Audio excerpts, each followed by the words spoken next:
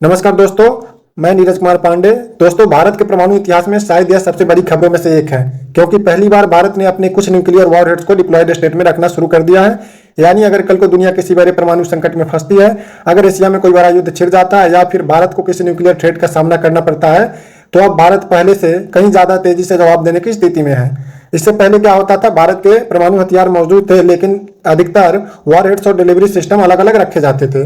भारत की नीति हमेशा से जिम्मेदार परमाणु शक्ति वाली रही है।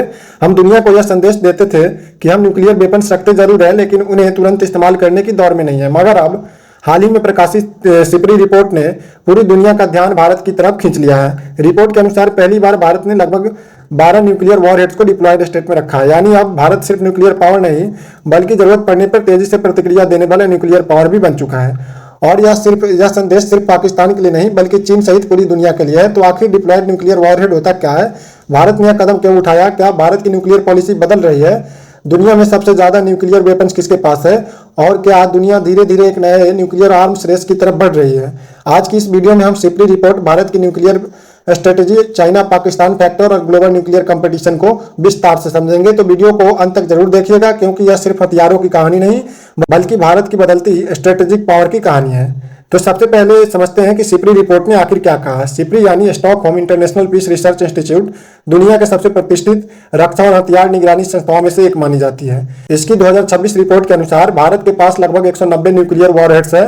लेकिन सबसे बड़ी खबर यह नहीं है। सबसे बड़ी खबर यह है कि भारत ने पहली बार लगभग 12 न्यूक्लियर वॉरहेड्स को डिप्लॉयड स्टेट में रखा है। अब सवाल उठता है कि डिप्लॉयड का मतलब क्या होता है। मान लीजिए आपके घर में एक हथियार रखा हुआ है, हथियार मौजूद है, लेकिन उसे निकालने, तैयार करने और इस्तेमाल करने में समय लगेगा। यह हुआ नॉन डिप्लॉयड वेपन। लेकिन अगर वह हथियार सैनिक के हाथ में हो और जरूरत पड़ने पर ही इस्तेमाल किया जा सके, तो वह डिप्लॉयड वेपन कहलाता है। यानी भारत के पास पहले भी न्यूक्लियर वेपन थे, लेकिन अब उनमें से कुछ पहले से ज्यादा ऑपरेशनल रेडीनेस में है। यही वजह है कि पूरी दुनिया इस रिपोर्ट पर चर्चा कर रही है। अब एक और बड़ा सवाल है, क्या भारत ने अपनी न्यूक्लियर डॉक्ट्रिन बदल दी है? जवाब है नहीं। भारत आज भी नो फर्स्ट यूज पॉलिसी पर कायम है। यानी भारत पहले न्यूक्लियर अटैक नहीं करेगा, लेकिन अगर कोई देश भारत पर न्यूक्लियर अटैक करता है, तो भारत ऐसा जवाब देगा जिसकी कीमत दुश्मन को बहुत भारी चुकानी पड़ेगी। इसी को भारत क्रेडिबल मिनिमम डिस्टरेंस कहा जाता है, यानी मतलब युद्ध रोकने के लिए पर्याप्त ताकत। लेकिन फिर भारत ने यह कदम क्यों उठाया? इसके पीछे सबसे बड़ा कारण है भारत का सुरक्षा वातावरण। एक तरफ पाकिस्तान है, जिसके पास लगभग 170 से अधिक न्यूक्लियर वॉरहेड्स है, और दूसरी तरफ चीन, जो तेजी से अपना न्यूक्लियर आर्सेनल बढ़ा रहा है। सिपरी के अनुसार चीन के पास अब 600 से अधिक न्यूक्लियर वॉरहेड्स है और उसकी संख्या लगातार बढ़ रही है। यानी भारत को सिर्फ एक नहीं, बल्कि 2 न्यूक्लियर आर्म्ड पड़ोसियों का सामना करना पड़ता है। यही कारण है कि भारत को अक्सर टू फ्रंट चैलेंज का सामना करने वाला देश भी कहा जाता है। इसलिए भारत का यह कदम सिर्फ पाकिस्तान को नहीं, बल्कि चीन को भी एक स्पष्ट संदेश माना जा रहा है। संदेश यह है कि भारत केवल कन्वेंशनल मिलिट्री पावर नहीं, बल्कि जरूरत पड़ने पर न्यूक्लियर डिटरेंस भी पूरी तरह बनाए रख सकता है। अब जरा दुनिया की तस्वीर भी देख लेते हैं। सिपरी रिपोर्ट 2026 के अनुसार रूस और अमेरिका के पास लगभग 5000 से ज्यादा न्यूक्लियर वेपन्स हैं। वहीं चीन के पास 600 से अधिक, फ्रांस, ब्रिटेन के पास लगभग 200 से अधिक, भारत के पास 190, पाकिस्तान के पास लगभग 170, इजराइल के पास 90 और उत्तर कोरिया के पास लगभग 50 से अधिक है। यानी दुनिया के अधिकांश परमाणु हथियार आज भी रूस और अमेरिका के पास है, लेकिन सबसे तेजी से विस्तार चीन कर रहा है। और यही वजह है कि एशिया का स्ट्रेटेजिक बैलेंस तेजी से बदल रहा है। अगर आज पूरी दुनिया में किसी न्यूक्लियर वॉर का सबसे बड़ा खतरा है, तो इसकी सबसे बड़ी वजह भारत या पाकिस्तान नहीं, असल खतरा अमेरिका और रूस है। क्योंकि दुनिया के लगभग 85% से ज़्यादा परमाणु हथियार आज भी इन्हीं 2 देशों के पास मौजूद है।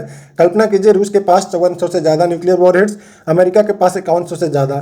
यानी यदि कभी इन दोनों महाशक्तियों के बीच पूर्ण परमाणु युद्ध हुआ, तो केवल कुछ देशों का नहीं, बल्कि पूरे पृथ्वी प्लानेट का अंत हो सकता है, बल्कि पूरी मानव सभ्यता का अस्तित्व भी खतरे में पड़ सकता है। विशेषज्ञ इसे कहते हैं म्यूचुअली एश्योर्ड डिस्ट्रक्शन, यानी ऐसा युद्ध जिसमें जीतने वाला भी अंततः हार जाता है। लेकिन आज दुनिया के सबसे तेजी से बढ़ती न्यूक्लियर पावर कौन है? वह है चीन। सिपरी रिपोर्ट के अनुसार चीन ने पिछले कुछ वर्षों में सबसे तेज गति से अपना न्यूक्लियर आर्सेनल का विस्तार किया है, और यही भारत के लिए सबसे बड़ी रणनीतिक चुनौती मानी जाती है।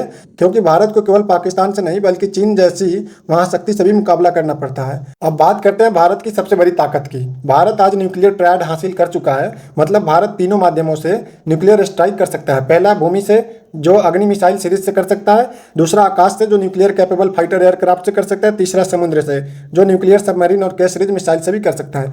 यानी अगर किसी कारण एक माध्यम नष्ट भी हो जाए, तो बाकी 2 माध्यम जवाब देने के लिए मौजूद रहेंगे। इसी को सेकेंड स्ट्राइक कैपेबिलिटी कहा जाता है और यही किसी भी परमाणु शक्ति की सबसे महत्वपूर्ण क्षमता होती है। तो दोस्तों, सिपरी की रिपोर्ट सिर्फ 12 डिप्लॉयड न्यूक्लियर वॉरहेड्स की कहानी नहीं है, यह उस बदलती दुनिया की कहानी है जहां अमेरिका और रूस अभी भी सबसे बड़ी न्यूक्लियर पावर है। चीन तेजी से उभर रहा है और भारत अपनी सुरक्षा को नए स्तर पर ले जा रहा है। संदेश बिल्कुल साफ है, भारत युद्ध नहीं चाहता, लेकिन अगर कभी कोई भारत की संप्रभुता को चुनौती देता है तो अब जवाब देने की क्षमता पहले से कहीं अधिक मजबूत है। शांति हमारी नीति है, लेकिन सुरक्षा हमारी प्राथमिकता। धन्यवाद। जय हिंद, जय भारत।